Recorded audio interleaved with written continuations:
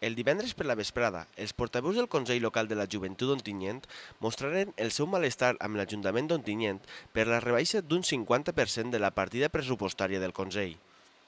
Només en les despeses de l'Oficina d'Informació Juvenil, en l'informe de l'any passat, tenim 23.235 en 25 euros. Els 15.000 euros previstos per al 2010 limiten i impossibiliten la possibilitat de realitzar activitats consolidades gràcies a la tasca de les 21 associacions que integren el Consell de la Joventut, de les que destaquem, entre altres, el Mercat de l'Estudiant, on el Consell Local de la Joventut realitza una jornada d'orientació d'estudis de portes obertes a molts instituts d'Ontinyent i de la comarca. El curs de monitors de temps lliure, l'edició de publicacions joves, la realització de festivals culturals, el Meruig i el Festiar, els cursos de l'estiu jove, oferta formativa i de temps lliure i un llarg, etc. Finalment s'ha confirmat la notícia que es rumorejava els últims dies. Segons les dades facilitades, el pressupost no cobreix ni la meitat dels servicis de manteniment del local, ni tan se vol el sou de la tècnica que allí treballa per donar informació.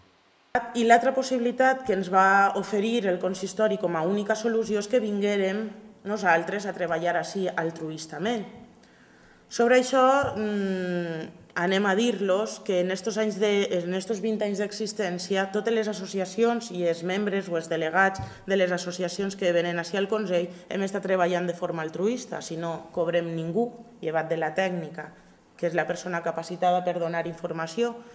Diem que amb la reducció anem a deixar als joves d'Ontinyent sense el Mercat de l'Estudiant, que és una de les activitats punteres que sempre hem llançat des del Consell, activitat que dona la informació sobre l'oferta educativa que hi ha i es permet triar els seus itineraris. Ara hauran de desplaçar-se a una altra ciutat com pot ser Xàtiva perquè així no tindran el servei que donàvem abans. Amb aquesta partida, cadascun dels joves d'Ontinyent rebrà solament de part del consistori la ridícula xifra d'un 16 euros, un en 16 euros.